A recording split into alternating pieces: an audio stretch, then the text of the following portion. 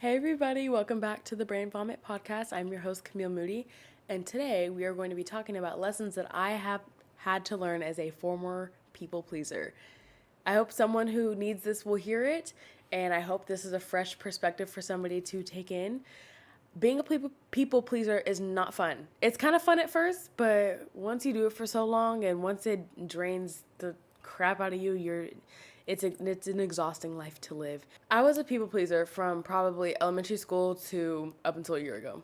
It's exhausting because I thought I was doing a service by always putting others' needs before me so much that I would forget about me and taking care of me because that's important too.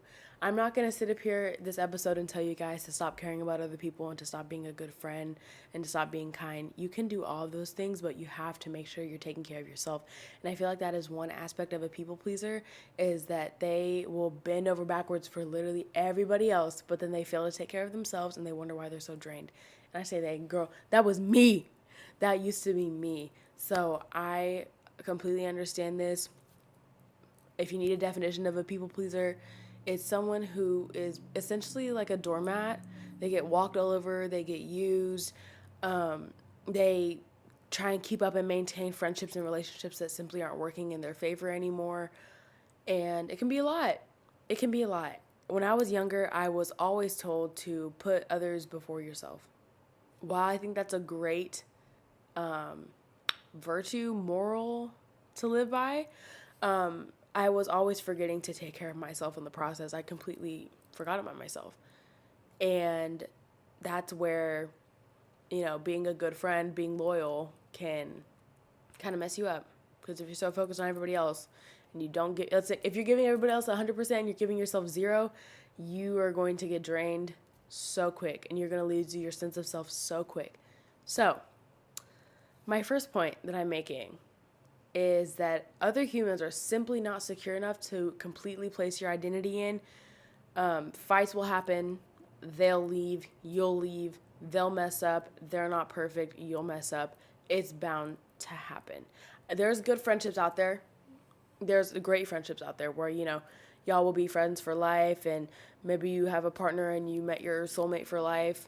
But for the other friendships, it's natural for those to come and go. And I remember in high school when I had friends that would come and go, I was distraught that they even left me. I'm such a good friend. How could they leave? I cannot believe that they would do that to me.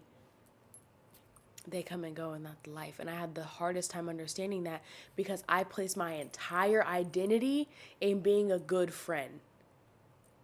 So whenever they leave or they got upset with me or I got upset with them and the friendship is done, I would have an identity crisis because, oh my goodness, I must not be a good friend if they left. If my only identifier for myself is being a good friend, a good person, no wonder. No wonder I'm going through an identity crisis every time something like this happens. And if this is you and if this is speaking to you, girl or boy or person, let me tell you, you have to switch what you're placing your identity in because other humans are simply not secure enough for it. There is, like, humans, they're not constant. They can't give you that consistency that maybe you're looking for. And it's harsh, but it's just not worth it. It's not worth it to place your identity in your relations towards other people. It's exhausting. Your self-worth is now being placed in the good reactions from those people that you have put on a pedestal, those relationships that you put on a pedestal. So kind of like what I just previously stated, my next point is when you place your identity in the fact that you're a good friend or a good partner, you're also placing your worth in relationships in hopes of maintaining that title. Exactly what I said. If you get in a fight, you all of a sudden think, oh my goodness, I must be a bad friend. Now what? If I'm a bad friend, then what else is not true about me? Those are the exact thoughts that I used to have, and it is so exhausting to beat myself up over very normal and very common situations. Friends will come and go, relationships will come and go, but what is always constant? Your being. you have to put your identity in something else, something that's not going to fade away so quick. You can't predict whether your friend is going to be there for life or not. I don't think that's possible.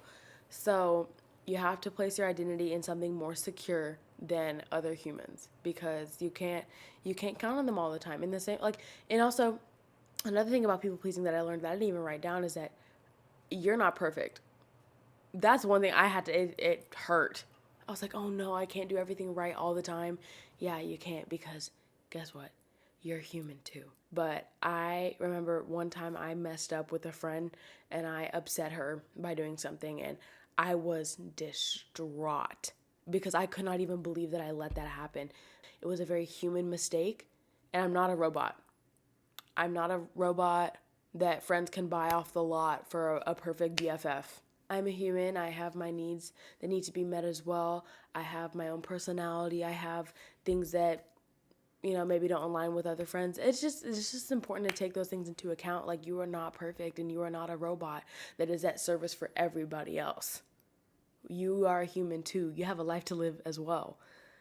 And that was a hard pill for me to swallow, was that I'm not perfect and I'm not going to make the best decision every single time. I was so upset with myself that I made a very human mistake. It was so ridiculous, and I'm glad I'm glad I gave myself some grace, and I, took it to the Lord and asked him to help me forgive myself with this. And he reminded me, like, you are human. You are not God. The mistakes hurt so bad because that is all I place my identity in. Next point. I wrote this down. I don't know if this is I'm sure this is a quote by somebody, but I don't know who said it. To love yourself is to know yourself. Okay? This kind of like leads into my next point. When asked to describe myself, I would always use characteristics that represent having a relation to somebody else. I'm kind. I'm giving. I'm loyal. And that's all I would say. Like, okay, what else? I didn't know anything else about myself other than the fact that I was nice and that I was a good friend. And look, those are good characteristics to have, but I know that's not all that I am. And I had to learn about myself in order to realize, hey, there's so much more about me than just being nice. you know? Like, I don't want to be just nice. I want to be creative. I want to be funny. I want to be outgoing. I want to be I want to be all the things that make me me, not just I'm nice and I'm a good friend. And it was starting to trigger me whenever I would get asked, "Okay, well, tell me about yourself." Okay, I'm a good friend. I'm nice. That's it. That's it. So I really had to dive into what it means to be Camille. Who is Camille? I am someone who loves all kinds of crafts. I love records. My favorite record is a 1968 The Vogue's vinyl. And my favorite song on there is My Special Angel. And in another episode, we're going to talk about why I love old music so much. But that's for next time. I love thrifting. I love 90s sitcoms fashion. I love neutral colors. I love wearing neutrals. Like, those are things about me that are just different from being nice. I had to remind myself that I have a personality of my own. And if you're struggling with this, if you're realizing, hey, the only thing I can describe myself as a good friend, you need to learn what it is to be you. What do you like to do? Not what your friends like to do. What do you like to do? What are your favorite hobbies? What's your favorite color? What's your favorite thing in nature? What do you like to do in your free time besides hang out with friends? You know, it was hard. It was hard because I felt like my entire personality was getting uprooted because I only focused on being a good friend. That's the only thing that I placed my identity in. So whenever I realized I had to take that out, it felt like my entire personality was getting shredded up. But in reality, I was finding my personality. That's what it felt like, but I was actually finding my personality. And now I love myself because I realize, like, hey, I'm human. I have my own personality. I have my own interests. I am a good friend. I am really sweet and kind, and I feel like I go out of my way for my friends when they need me, and I hope that they would do the same for me. But I also have my boundaries now, I also can say no when I don't want to hang out. That was one thing I used to do so bad. When people would ask me to hang out knowing I am so tired and I don't have the social battery for it, I would say yes because they're asking me to hang out and they clearly need me in that moment. I'm not a servant. I'm a human. And I have to respond to my needs in the same way I was responding to theirs. Period. Next. Another thing you need to consider whenever you're learning about yourself is, what are your strengths and your weaknesses, and spending that time alone. You can learn about yourself with other people around, but I feel like in order to overcome this people pleasing mentality, it's best to do it alone because you're forced to be in solitude. You're forced to sit in your silence and your own brain and dig through what it really, really means to be you. And that's what makes it good. I can now confidently claim what my strengths and weaknesses are. And of course, I have my entire life to learn all the rest of them. There is much more I need to learn about myself, and I'm excited to do that. But those are the things that you have to be self-aware about in order to focus on yourself and give your identity back to where it belongs. Another thing that I had to learn was that people pleasing only goes so far, and it did not fulfill in the ways that I hoped it would.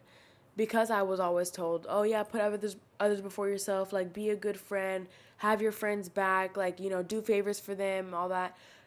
I thought it was going to fill a huge hole that was missing in my heart, and that was love for me. I was missing love in my heart.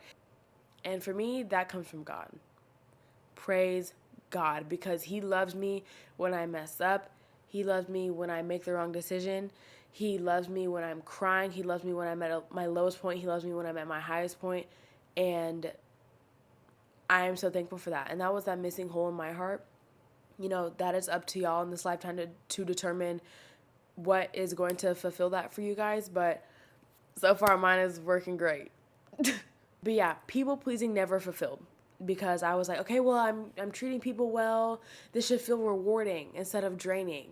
It was never enough. It worked a little bit, but it was never ever enough, and I was exhausted, and I did not know who I was. I could not tell you 5 fun facts about myself because I did not know anything about me, and I'm just so thankful now that I now feel very fulfilled with my life, that I can, focus on myself and my relationship with the Lord, and also take care of my friends and my family in the way that I know. I try my best to be a good friend. I'm not perfect. I am not going to make everybody happy all the time, and that's okay. It's okay to disagree sometimes. It's okay to fight sometimes. It's normal. But I'm okay with that now because I have shifted my identity to something that fulfills significantly better. But yeah, next point. Getting walked all over by somebody shouldn't feel like you're doing them a huge favor. Y'all, I cannot tell you how many times in high school I got walked all over. It was so ridiculous. I would always cover it up with, well, they're really going through it. Well, they had a rough past. Like, it's no wonder that they act like this. So I'm going to just do them this favor. Getting walked all over and getting manipulated by my kindness is not a favor for somebody else. It's a very fine line, I feel, because someone could define a favor as, helping somebody out that can't help you out in the same ways. It depends on how you look at it, but the point is getting walked all over is in a favor is not the same thing. It's not the same thing. If you are continually making excuses for getting walked over, you need to realize that the person that is using you is not a good friend. It's not a good person for your life because they know what they're doing. Okay, I should have just jumped to my next little point under this bullet point because I was getting sidetracked.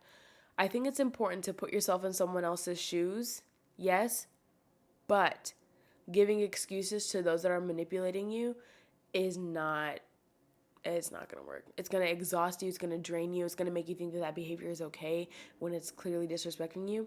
And one mistake that I made when I was in my peak people-pleasing time was that I never set any boundaries. And I think that's a common thing for people pleasers is that we will feel bad for setting a boundary. We shouldn't have to feel bad for limiting ourselves. But again, it's because we don't know ourselves. So if we don't know ourselves, then we don't know when to say no or when to stop. Like, it's no wonder it's hard for us to set boundaries. I completely understand that. There was a point where I had zero boundaries. I would let, friends do things in front of me that made me uncomfortable.